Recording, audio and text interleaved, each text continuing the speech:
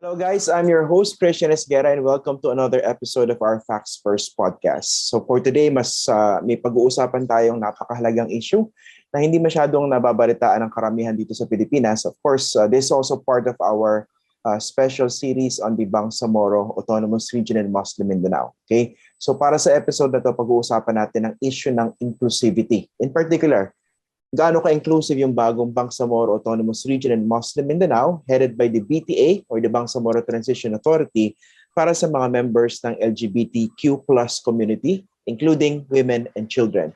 So ngayon, makakasama natin ang dalawang special guests. Una kong ipakilala sa inyo, si Chairman Abdul Rashid Kalim. Siya ang Chairman ng Bangsamoro Commission on Human Rights. Maraming salamat po, Chairman, for joining us on this podcast.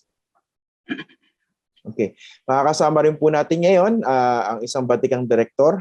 Okay, based siya ngayon sa Gensan pero originally tubong Maguindanao, si Gutierrez, Teng, Mangansakan. Maraming salamat din, Teng, for joining us on this podcast. Okay. So simulan natin yung conversation doon sa unfortunate incidents na nangyari noong September sa BARMM. Okay?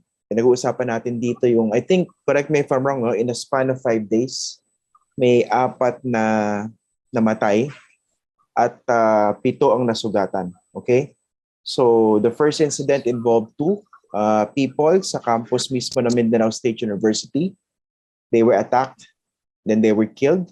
That was September 14. And then September 18, 4 days later, sa Datu Piang, sa Maguindanao, nagpasabog sa isang covered court at ang target LGBT community. Tapos the following day, meron na namang isang inatake. Okay? So dahil diyan nagkaroon ng resolution sa parliament. Okay? Kausapin po muna natin si Chairman Kalim. So kumusta po, ano po bang update dito sa mga nangyari na ito? At nagkaroon kasi ng call to action ang Bangsamoro Parliament regarding this. Kumusta po? Ano po ba talaga nangyari dito sa mga insidenteng ito? Bismillahirrahmanirrahim. Assalamualaikum warahmatullahi ta'ala wabarakatuh. Actually, yung incident sa MSU Marawi, nag-issue na ako ng mission order regarding the shooting incident. Actually, hindi ko pa kayo kayang i-update ng development, but yung provincial office natin ng Bangsamoro Human Rights Commission sa Lanao del Sur is ongoing yung kanilang investigation regarding the incident. And the same thing with the incident happened in Datu Piang. May ongoing pa rin na investigation. How about yung sa isa po? Di ba may nangyari pa raw noong September 19? May pinatay din na member ng LGBT community. Tama po ba? Okay, actually yung parang if you're referring to Datu Piang din, parang shooting incident din. Ongoing pa rin din yung investigation natin. I opt not to yung progress na nung investigation natin kasi ayaw ko makuha yung mga investigator natin. Pero meron na ako nag-issue na tayo ng mission order regarding those incident. Okay, pero clearly at this stage na-establish ba na yung mga nangyaring pag-atake may kinalaman doon sa pagiging miyembro ng LGBT community ng mga biktima. Tama po ba? That to be find out pa rin din siya. Wala pa siyang final na report na kumbaga yung attack is related yung sa gender ng mga victims. Okay. Teng, I saw your series of posts on social media. So very passionate ka rin sa issue at saka dun sa nangyari. Siguro mas i-broaden natin yung discussion. Kumusta ba ang situation ngayon ng specifically ng LGBT community dun sa bagong tayong BARMM? Before guesting, nag-usap-usap kami because we kind of formed para a network of LGBT support group within BARMM. Unang pinag-usapan namin is yung cases ngayon in the new BARMM.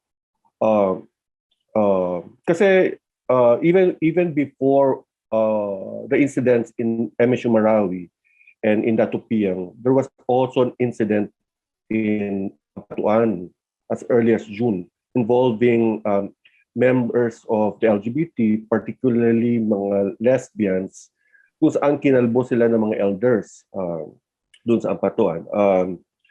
And napansin namin yung rise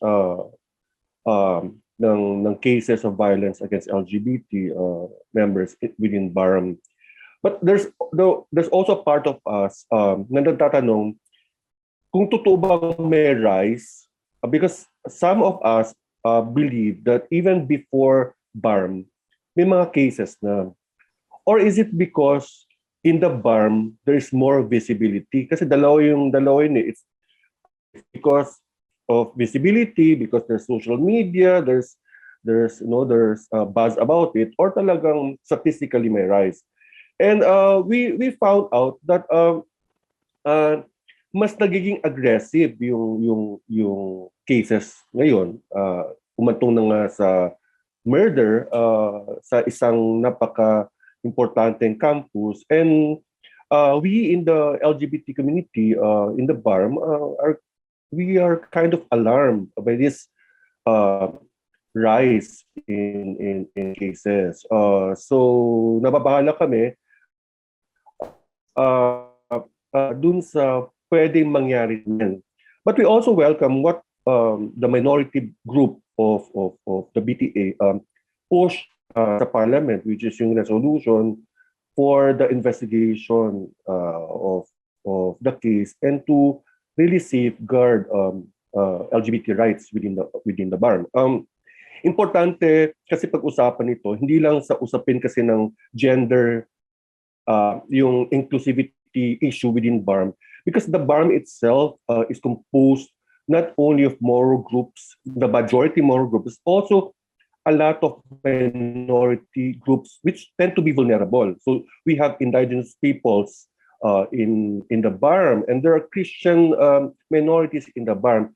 So when it comes to inclusivity, these are also groups of people who are kind of vulnerable in this situation. So parang challenge ngayon is not only to be inclusive in terms of gender, but really to be inclusive dun sa usapin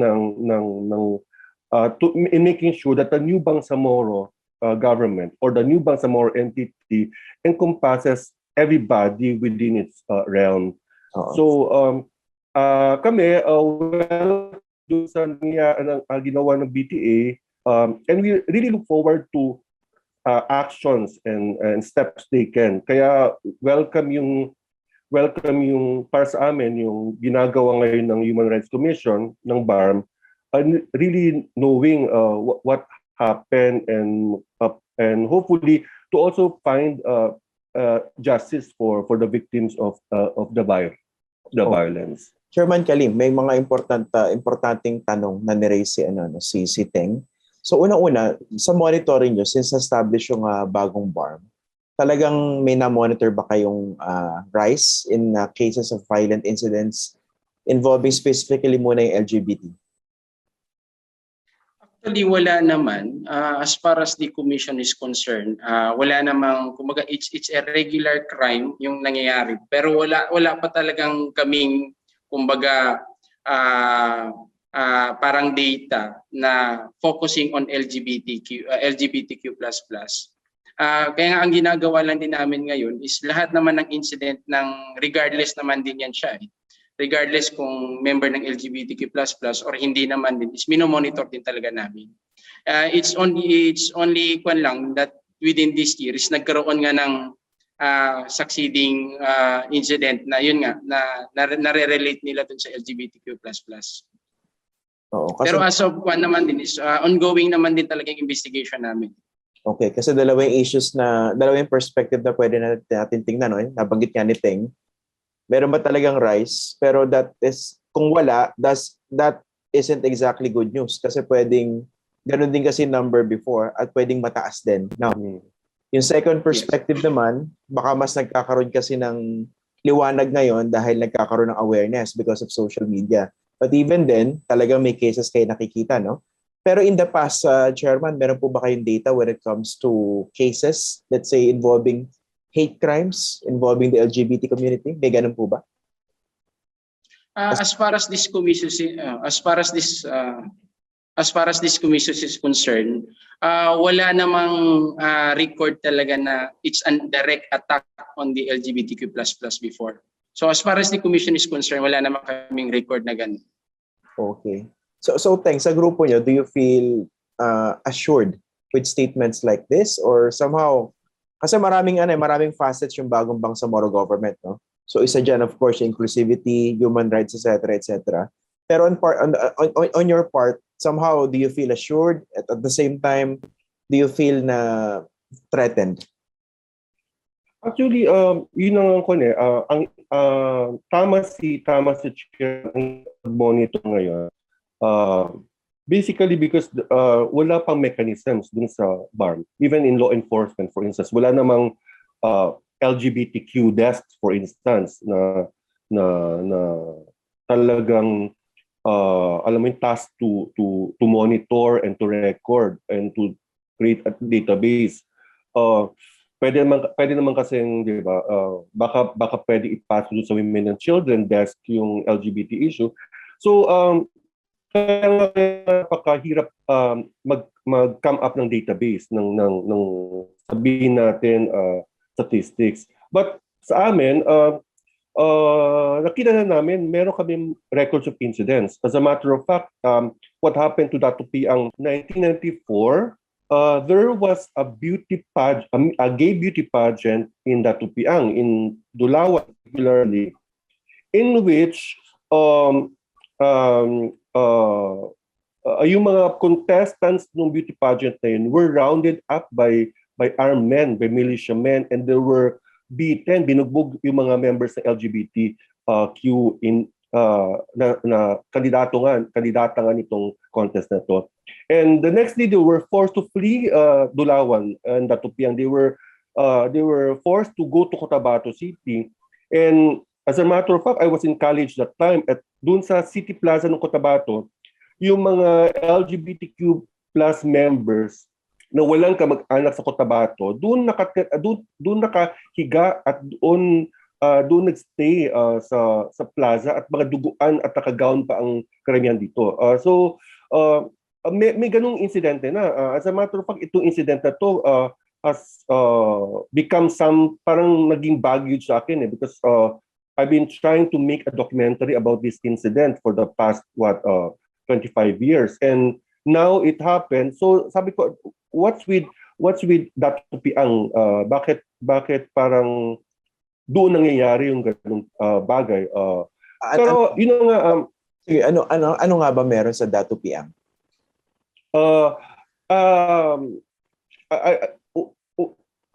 For now, we think that alam mo, there's malapit kasi yung Datupiang dun sa base ng BIFF. So I think yung cases ng violent extremism, yun ang nagiging kung ngayon, nagiging malaking issue ngayon, yung rise of violent extremism.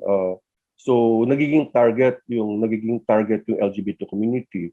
Okay.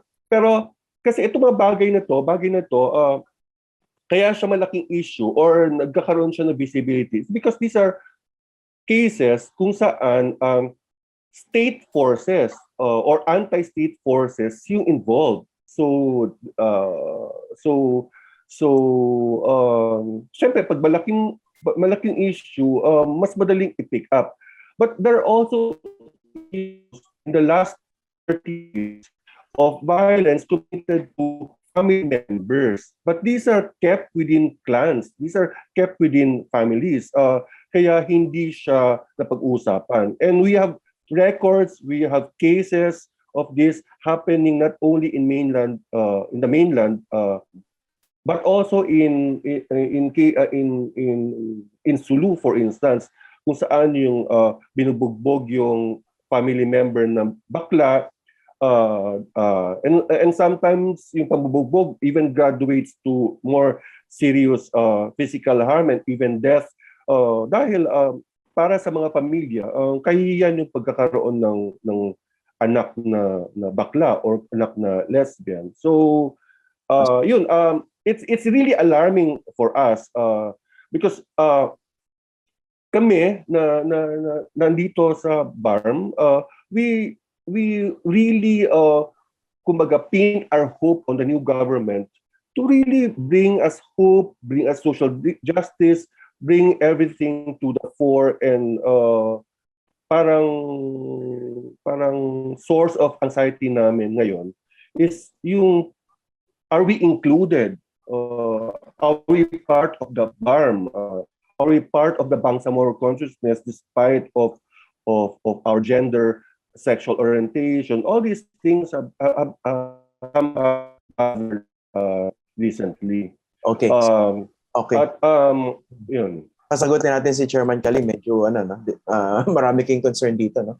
So yung ganyan, pag nadidinig niyo po yan, Chairman, yung mga ganyang concerns, and they are not unfounded, no? May mga basis sila. What do you tell them? How do you assure them that they are included, that the new BARMM is inclusive, and that they should feel safe? Chairman. Actually naman din sa BARMM naman din is wala namang nagaganap na discrimination against the LGBTQ++ naman din. We can assure it on part of the commission na regardless naman din kung anong gender yan, you are well protected naman din dito to the extent na sa makakaya naman din namin. So as far as the commission is concerned, is wala namang discrimination na nangyayari. So we expect na kung ano ka man, we will do our job pa rin as the human rights institution in the BARMM. Okay. Pero yung kanina, yung binanggit niya rin simula, wala naman talagang desk specifically for the LGBT, no?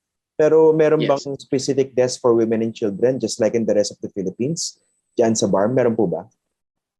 Actually naman meron yan kasi national law naman din yan yung nasa BAUSI kasi yung sa women and children. So that is mandatory. Actually, it's not only in BARMM but in the entire Philippines. Yung women desk and children and women desk naman. At saka it's a national law.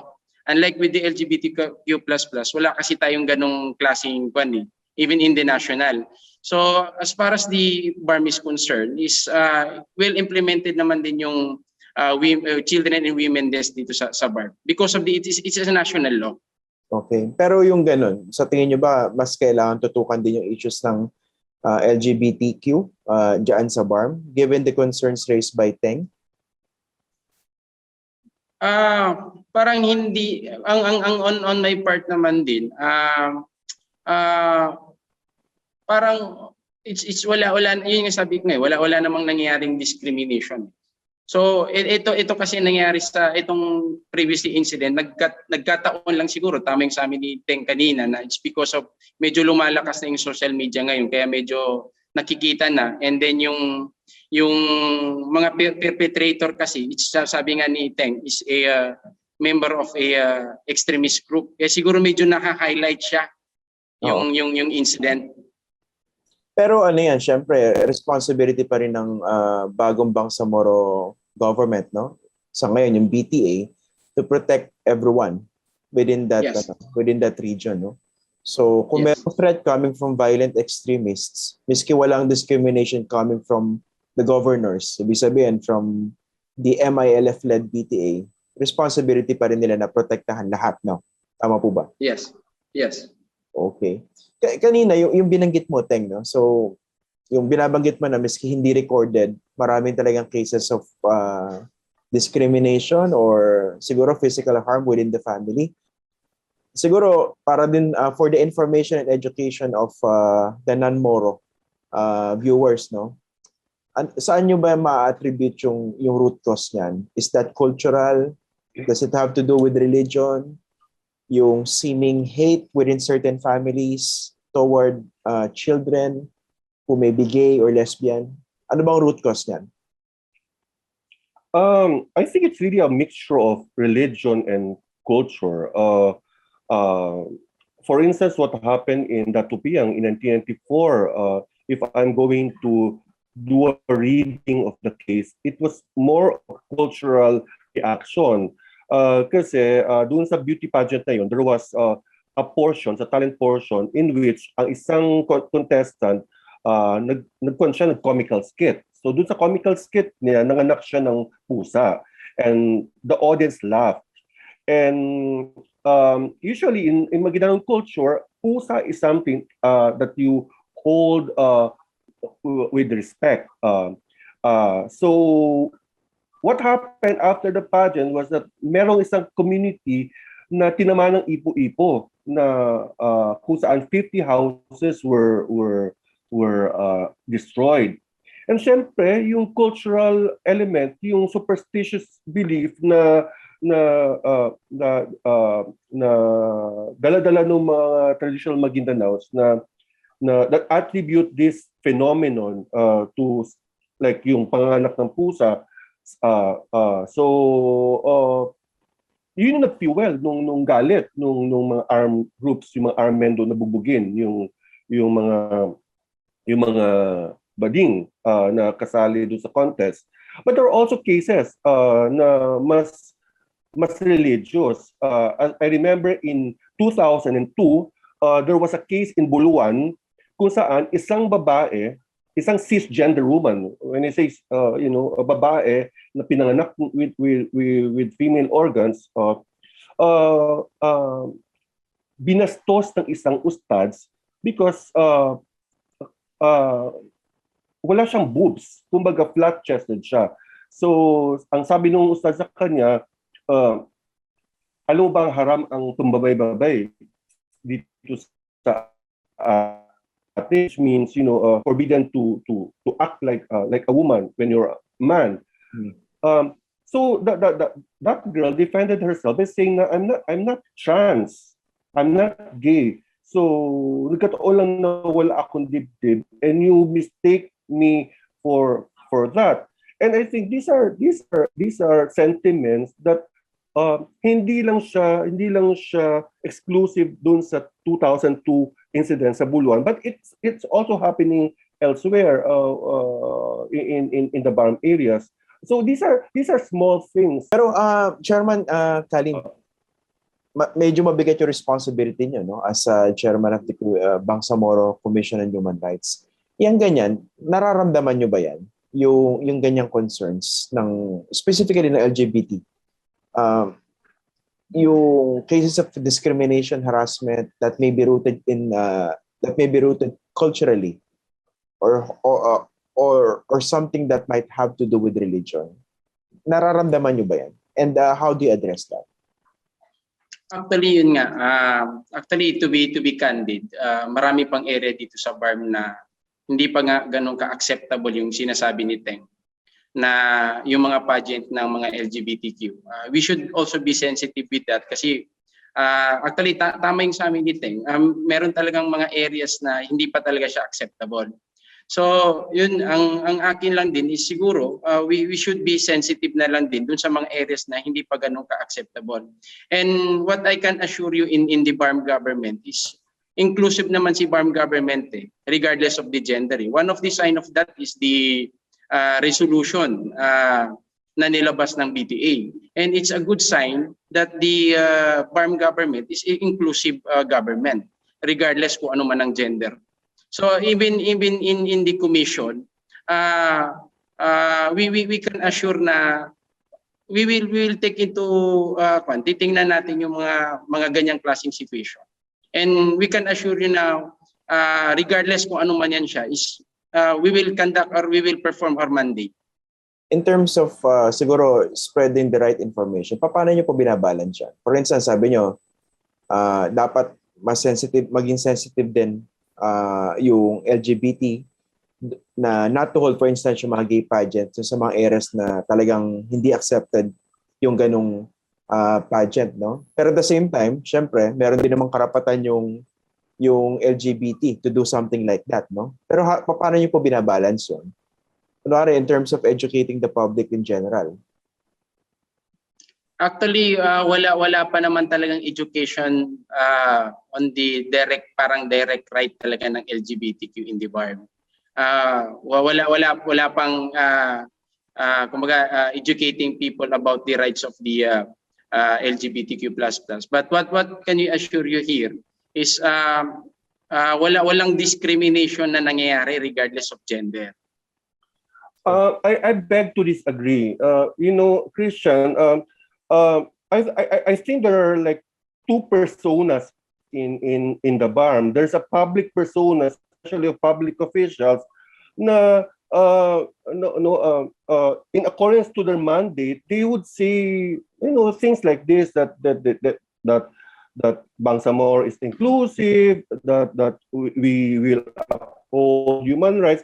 But there's also this personal opinion that sometimes outweigh this public appearance, in which parang yung prejudice and bias andun pa rin. Kahit sasabihin pa natin itong we will do our job, but if these people doing their job merong nakatago sa kanila na latent bias and prejudice, I don't think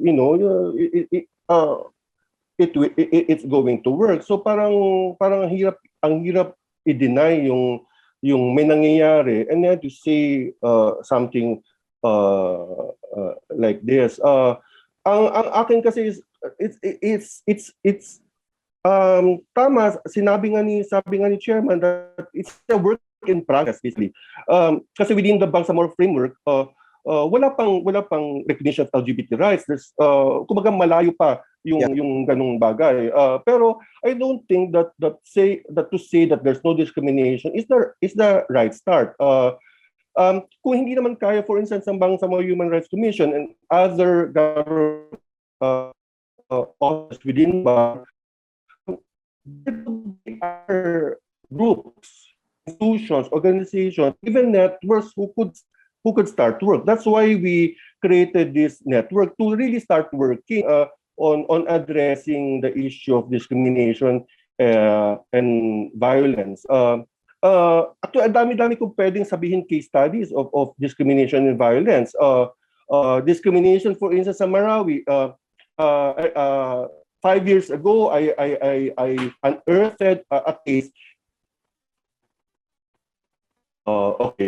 in which yung LGBT communities, they can only express themselves in this small karaoke bar during Ramadan. Okay. Weird na, bakit Ramadan? Because sabi nila, during Ramadan, our elders are usually in the mosque doing all the religious obligation. But it is only in this small space of the karaoke bar can we talk about our issues, to express ourselves.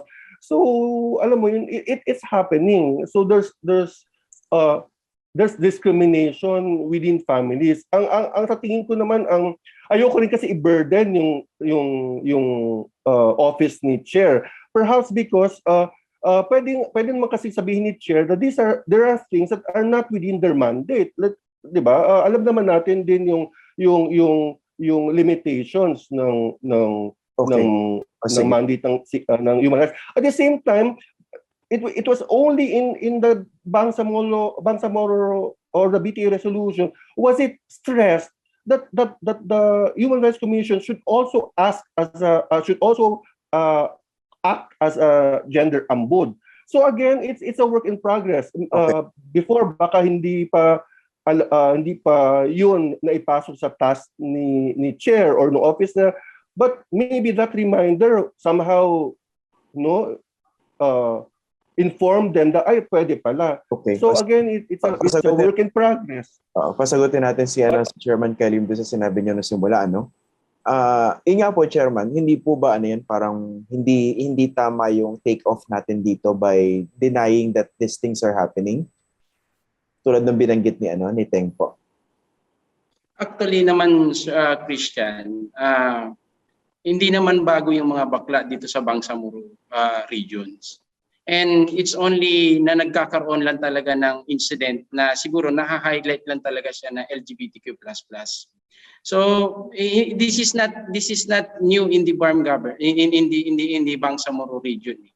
And siguro dun sa mandate naman din ni Bangsamoro Human Rights, yung nga sabi ko naman din is wala namang nangyayaring discrimination in the area. Once na may nangyayaring incident naman, regardless kung ano man yung gender yan, is talagang sinisilip din talaga namin. And kinakatok din namin yung different agencies na tingnan din yung issue na yan. Pero do you acknowledge na merong latent bias and prejudice even coming from siguro certain officials of the BARMM? Na even if As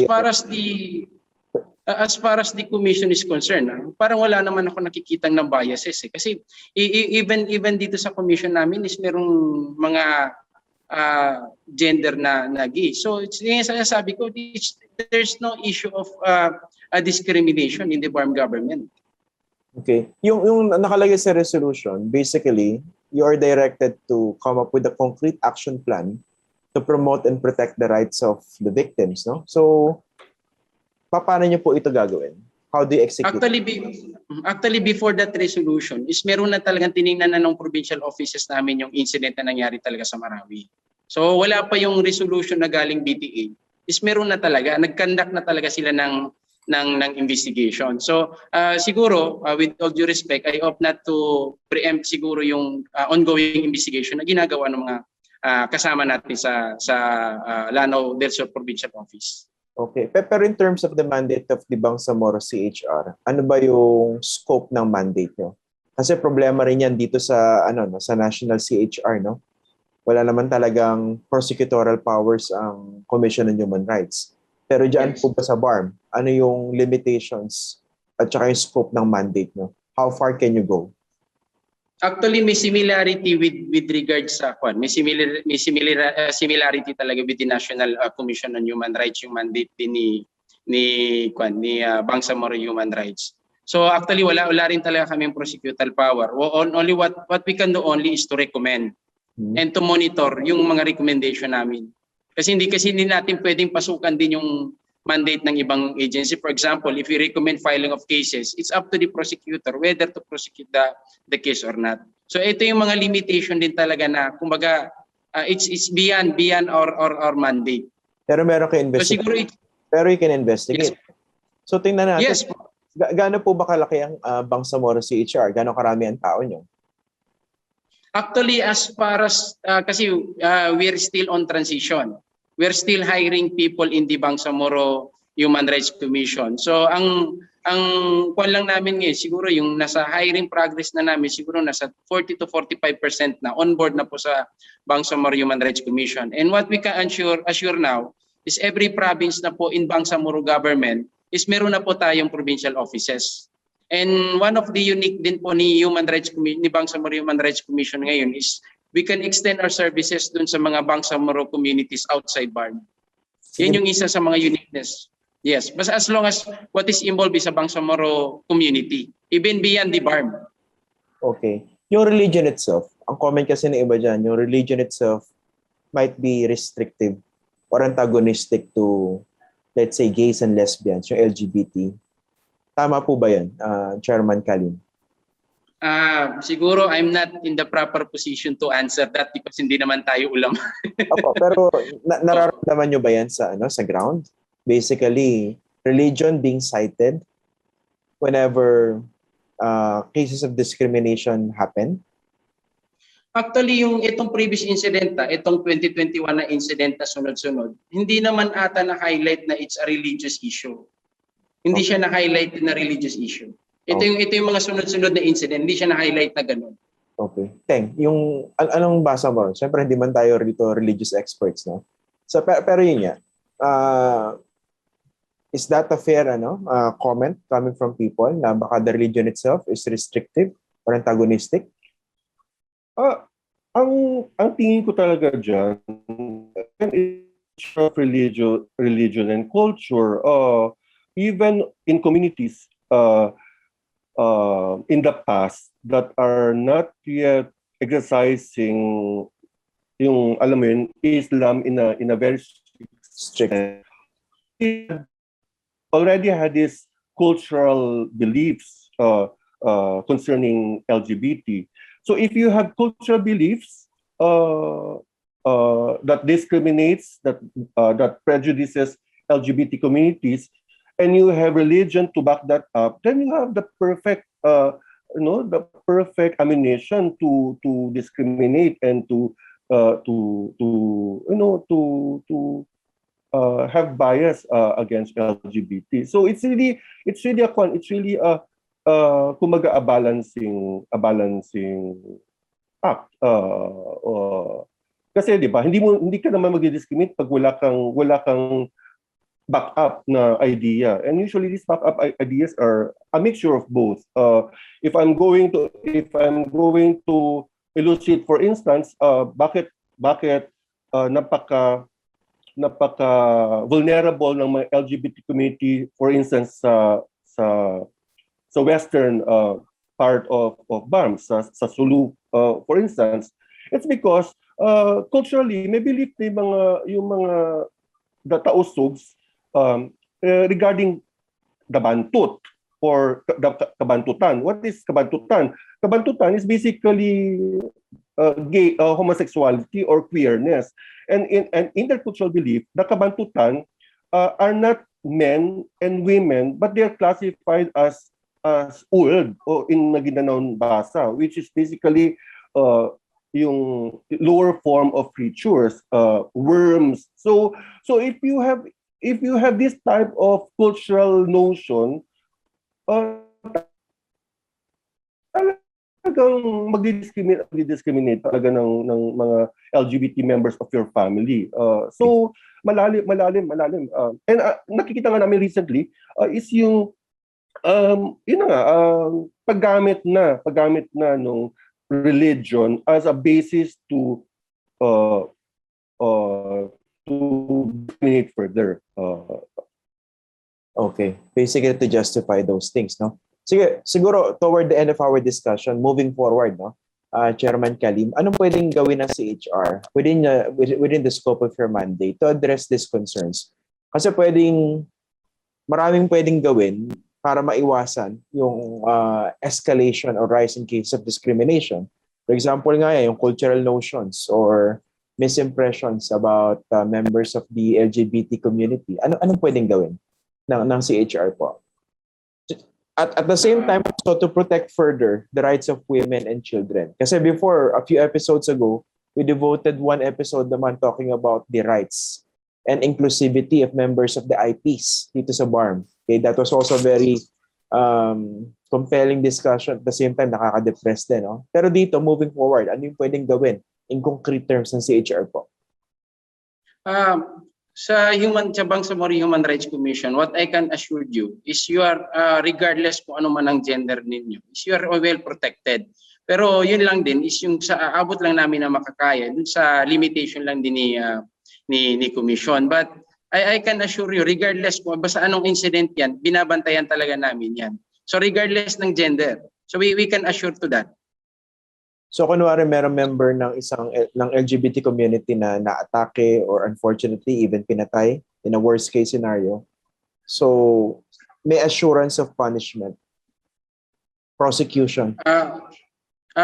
With regard sa prosecution siguro I could not answer that. Yung nga sabi ko sa it's part of the limitation of the mandate of the commission. But what I can assure you that every incident tinitingnan ho namin yan in the Bangsamoro area. Actually, not only in the Bangsamoro area, basta in the Bangsamoro communities. Example ko na yan kasi ang example ko dyan is yung mga incident nga na yung binanggit nga ni Teng. Before pa yung mga resolution ng PTAs, sinilip na talaga namin. And yun nga, I hope not to discuss siguro yung anong progress ng investigation namin kasi still ongoing pa rin. Pero can you recommend, let's say, certain improvements in terms of policy? Kasi that's also part of your mandate, no? Katulad nung Yes. You can influence policy. So ano yung nakikita siguro improvements na pwede pang gawin to further ensure the rights are protected? Yes, we can siguro pwede natin pag-aralan yan. Pag-aralan natin yan kung paano natin ma-promote din yung rights. Okay, sige. Teng, yun, moving forward. Sabi mo kanina may network kayong tinayo, no? Kasi you also acknowledge the fact na hindi naman nakaatang lang to lahat sa CHR. It's a whole approach basically. Yun nga parang ayoko rin kasi i-burden yung CHR, yung Bangsamoro Human Rights Commission na parang sila lang lahat ng magtatrabaho nito. As a matter of fact, dapat tulong-tulong yung buong BARMM. For instance, yung Bangsamoro Women Commission can be can be encouraged to also tackle the issues of lesbians and trans women sa kanilang policy. And perhaps again, the Human Rights Commission can work with the Bangsamoro Women's Commission. Ayun. So ang daming pwedeng gawin pa nga, and sa amin na as private citizens, as not part of the Bangsamoro government, we saw it fit na buuin na nga itong network. So we have members from Marawi, from Lanao, from Maguindanao, and we also have members from Sulu na pinag-usapan na what we can do. And primarily what we're doing right now is coming up with data. So yung mga incidents from, sabi ko nga, in my recollection, sa 1984, which has haunted me up to now. So these are cases we think are very important to document, and we are documenting it. As a writer and as a filmmaker, I have said, and I hope that I could enrich the database with inputs from other members from different parts of the BARMM. And mahirap kasi importante talaga may database, may solid facts on the ground, may information. Ayun, ang hirap kasing, di ba? Ang hirap din ang sitwasyon. Pag walang facts, it's easy to dismiss or say that walang discrimination nangyari sa BARMM or business as usual. But for us, that marginalized vulnerable sectors within BARMM, we know it's happening. Ang usapin lang dyan is yung degree of what's happening to us. Anong klaseng violence na nangyayari. And we are open naman in working with the Human Rights Commission, in working with the Bangsamoro Women's Commission. As a matter of fact, before this guesting, I reached out to the minority block of the BTA, asking them on the ano lang nangyari after the resolution. Nagkataon lang na busy sila, so they have not responded to me. But again, that's what I do. I talk to people. And madami naman akong kaibigan at kamag-anak sa BARMM. And yun nga, I think pwede naman itong pagtulong-tulungan. But again, ang hirap i-address itong issue if this early, we brush it aside as non-existent or it's not happening. Tanggapin na natin it's happening. And we can start with that.